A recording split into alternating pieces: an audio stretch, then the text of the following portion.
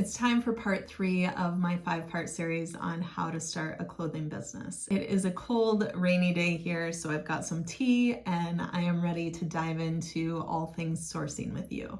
I mentioned that I started out my clothing business wholesaling from manufacturers, but what really took my business to the next level was when I started sourcing and manufacturing my own clothing line. And I'm going to share both strategies today with you. Now, when you're starting out, I definitely recommend just going the wholesale route. This is a way to not put quite as much money into your business starting out and also start to get a feel of what your customers really like. I'm going to share the platforms I use, how to talk with manufacturers and get some discounts and special orders, and one of my favorite trade shows to go to. When I started my business, a really great piece of advice I got, and it's a piece of advice that I've used in every one of my businesses, is to create an avatar for your business. And you may or may not have heard about this, but creating an avatar for your business is just basically figuring out who your ideal customer was. Now, for me, in my clothing business and my home decor business, I was the avatar. So that made it pretty easy when it came time to source the product and figure out what product I wanted to sell, because I was basing my customer off of someone just like me. Now, if you aren't sure who your avatar is, I want you to sit down with a notebook and a pen and start writing out exactly who your ideal customer is. If your avatar is not you, I want you to get very detailed with this process. What is the age of your avatar? Is she a mom? Where do they currently shop? How many kids do they have? What do they like to wear? What do they do in their spare time? What is their style? You can get very detailed with this and go down a lot of different paths with this. But the more detailed you can get on who you're selling to, the easier it will be to sell. Once you have your avatar, you can start finding clothing that your avatar will wear. Now, I have 2 main sites I'm going to go over today, and also a trade show. When I started out, I sourced off of Fashion Go, which I still think is the #1 place to source wholesale products. It's a very simple process to sign into fashiongo.com. You're just going to go to their website. You're going to go up to the corner where it says sign in. You're going to click create free account, and you're going to go through these 3 steps. Now, you do need your reseller permit before you can start buying from Fashion Go, and also from anywhere else I'm going to mention. So make sure before starting this process that you have your reseller permit. You'll also need to take a picture of it and upload it to their system. And then once they receive that, there'll be a short verification process. I think it's 1 to 2 days, and you'll be set up and ready to order. When you're starting out, you only have to meet the minimums for each manufacturer. So these minimums are usually pretty low, pretty easy to meet. And then as you progress, you can start seeing what your customers like and what products they're wanting more of. And that's where you can start to negotiate prices a little bit with your manufacturers and start getting some special orders. If you find some items that your customers love and you're finding that these are staples that you want to carry in your boutique and you want to sell them over and over and over, you can ask the manufacturers on Fashion Go to make special runs for you. So for instance, we had a cardigan in our store that we sold thousands of. It just kept selling over and over. It was a very basic cardigan. It was at a time when cardigans were really in, and it was just a basic cardigan that everyone liked. So I contacted the manufacturer from Fashion Go. Usually in their information, there'll be an email address, and I would contact them through email and ask them if I could do a special cut or a special run of a certain item. Now, you still usually have to buy these in some sort of pack. When you're buying on Fashion Go, these packs normally come too small, too medium, too large. Well, what I was finding with my customers is that I was having an abundance of smalls left over.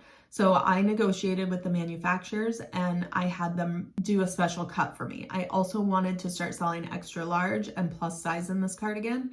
So I was able to negotiate a pack that had 1 small, 2 medium, 2 large, 1 extra large. And then I got plus size that was 2 1X, 2 2X, 2 3X, or 1 2 1, 1 1X, 2 2X, 1 3X. You can negotiate in those ways. They still have to keep some sort of a pack, or at that time they did, but that was how I negotiated to get different sizes for my customers.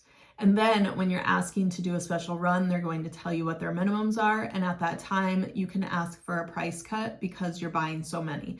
And usually anytime that was anywhere from a quarter to $1 or $1.50 per piece, which a quarter doesn't sound like much, but when you're ordering 200 pieces, it really adds up. So as you start selling more, don't be afraid to ask for those discounts. The worst they're gonna say is no.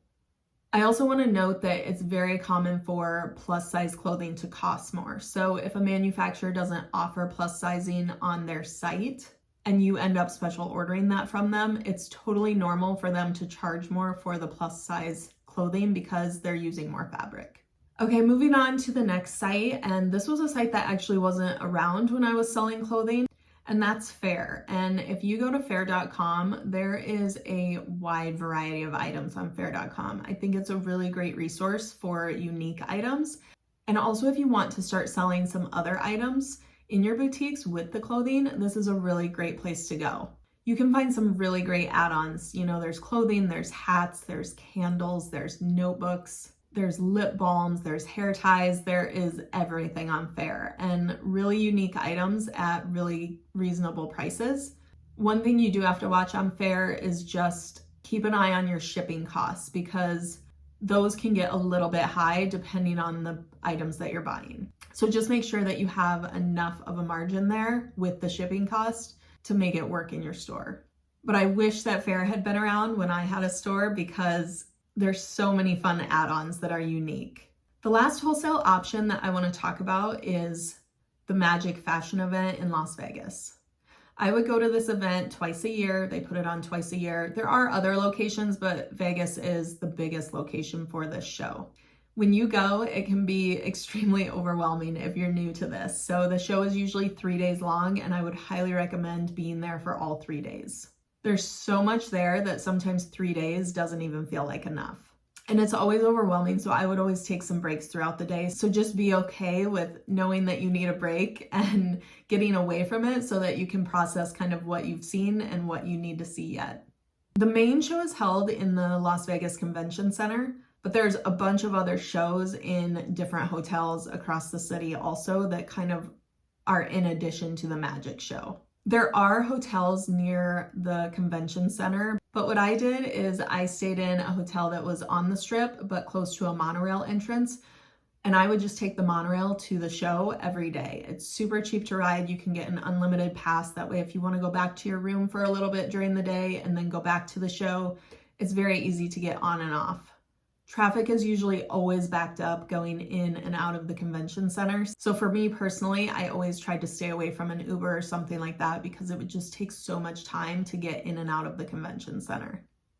I have linked the event down below in the description so you can click on that and get more information, find out how to sign up. And again, this is a really great place to go. Also at the Magic event is an area called sourcing. And if you're thinking that at some point you want to start your own clothing brand, this is an excellent place to go. This is actually where I first went when I started sourcing, and I met a couple of my manufacturers there, and I used those manufacturers throughout the whole time I had my clothing business. It's a really great opportunity to walk around. The manufacturers always bring samples with them, so you can see their work, you can touch it, you can ask questions. And even if you're overwhelmed and you don't want to go into booths and talk to people, that's how I was the first year I went.